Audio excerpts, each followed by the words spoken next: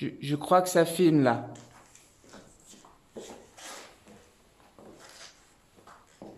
Hello everyone. Mr. F m'a demandé de faire une vidéo sur les noms dénombrables et indénombrables. Comme j'ai eu 20 sur 20 au contrôle. Vas-y, t'as eu 20 sur 20 en contrôle, frère. Mais j'ai copié sur toi, j'ai que 8. T'as fait exprès de mettre les mauvaises réponses quand je regardais ou quoi? Ben, peut-être que tu as mal recopié, Bob. De quoi j'ai mal recopié? Je suis un expert, moi. J'ai passé toute ma primaire à élaborer des techniques de ouf, frère. Et ça a pas l'air de marcher très fort. Vas-y, frère, tu veux me faire? Non, qu'est-ce que tu fais, Bob? Arrête! Ouais, je te m'attraperai jamais, mesquine. Regardez-le, là, il court comme un petit chien. Bob, s'il te plaît, prends la caméra. Ouais, je me suis caché, les frères, là. Je suis sûr, il va jamais me retrouver. Bob, come back here. Oh. Bon, je reprends.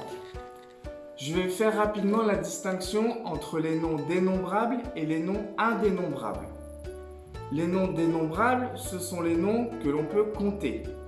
Il sera donc possible de distinguer un ou plusieurs représentants de ce nom, selon s'il est au singulier ou au pluriel. Le mot pen, par exemple, est un dénombrable.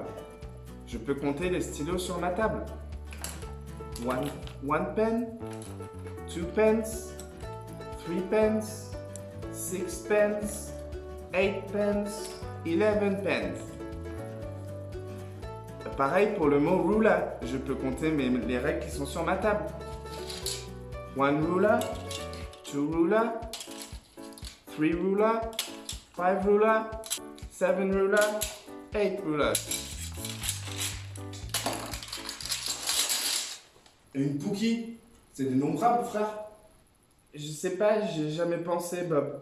Non, parce que si tu poucaves un Mr. F que j'ai copié, je te casse en deux. Là, tu seras dénombrable. Laisse tomber, Bob. Il n'y aura jamais de poucave, tu sais bien. Il t'admire trop pour ça.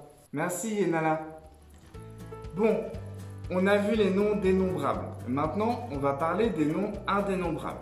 Les indénombrables, c'est le contraire des dénombrables. Il n'y aura pas de distinction sur le nom, de singulier ou de pluriel.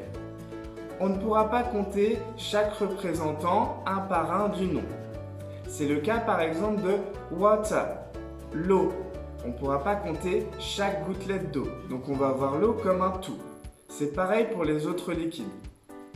Il y a aussi le mot sand, sable. On ne va pas compter les grains de sable un par un. Si on veut donner une quantité de ces noms, on va pouvoir utiliser par exemple a bottle of water, une bouteille d'eau, ou encore a bucket of sand, un seau de sable. Il y a d'autres noms qui sont indénombrables, par exemple les matières comme air ou iron, le fer, ou encore les couleurs comme green ou blue. Il y a aussi les langues comme French ou English, les états comme happiness ou sadness ou encore anger, et aussi les jeux et les sports comme chess, les échecs ou football, le football.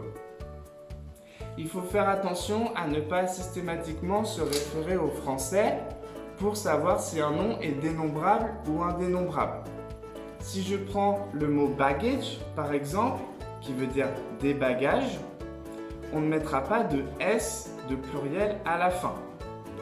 Contrairement au français, où il sera dénombrable, et on dira bien un bagage ou des bagages. Yenala, est-ce que tu pourrais m'aider à enlever le truc blanc? C'est toi le youtubeur, non? C'est pas sur ta chaîne YouTube que tu reprends des chansons de Céline Dion? Ah, tu l'as vu? Non. Oh. Mais est-ce que tu peux m'aider? Ok. Tiens-moi mon chewing-gum alors. Ok. Voilà. Mr. F m'a demandé de ne pas trop rentrer dans les détails, mais maintenant, vous savez grosso modo ce que sont les noms dénombrables et indénombrables. Goodbye everyone! C'était bien? Moi, j'étais tout pété, frère, comme quand le prof y parle. Mais j'avoue, j'ai quasiment tout compris. Oups, j'ai oublié que ça tournait encore.